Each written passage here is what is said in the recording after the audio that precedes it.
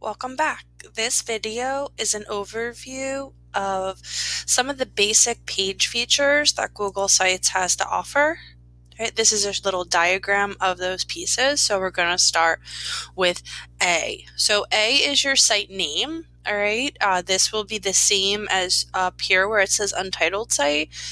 This box here, which is J on the diagram, this is the title of this specific page. As you add pages, the same box will appear and you will individually name those pages. So this could be your home page or this could be your welcome page, however you want to name it. We come up here to the top, we have our undo and redo buttons. You can also use your shortcuts, Control Z and Control Y, in Google Sites just like you could in the other Google apps. Once your site is published, so we haven't modified this at all, so there's nothing for us to publish. Google Sites won't let you publish a site that hasn't had some type of editing done and it needs to have a name. So once we've done all that and we've published our site, we will be able to preview our site and see what it looks like for our viewers. Viewers on laptops or desktops, viewers on cell phones, and viewers on tablets. All right, which is actually really interesting because your site will look different. They will get narrower and your content will be spaced out differently. So it is just interesting to see what the viewer experience will be like. And depending on the grade level that you teach. So like if I taught 8th grade, my 8th graders are on iPads, so that might be how they see the site as opposed to my 7th graders who are on Chromebooks, and that would be how they would see the site. So you want to take that into consideration. This is a link to the page that you're on, so whatever page in the site that you're working on, if you click this link, it'll give you the direct link to that page. This is your ability to share and add collaborators to your site so multiple people can work on the same site at the same time. This is your settings. This is where you would be able to add a banner to the top of your pages like you've seen on a lot of pages recently. You would be able to add or modify your logo. You can also do that over here.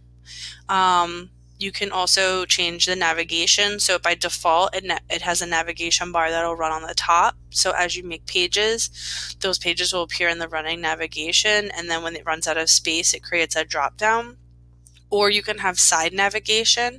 And I have an example website that I'll show you later where it uses side navigation. So those are all the things you can find in the settings. In more, you'll find version history, which is a great tool, especially if you're using Google Sites with students, so that you could see who was doing what work, when they did it, how long they were working on it, what specific changes did they make, for as far as participation goes, or if something happens with a site that you've created that you're collaborating with people, something accidentally gets deleted, then you'd be able to go back in the version history and find and change those mistakes that may have been made. You can also duplicate a site. So if you used a Google site with your classes and it worked out really well, but it has a lot of like custom material on it, you can like duplicate the site and get rid of all that custom material, but still have the original site so that like as a template. All right. You can actually also save a version of your site that is the template, right? So, and then it already has the pages set up and they can be hidden, but that's kind of an advanced skill. So we'll talk more about that later.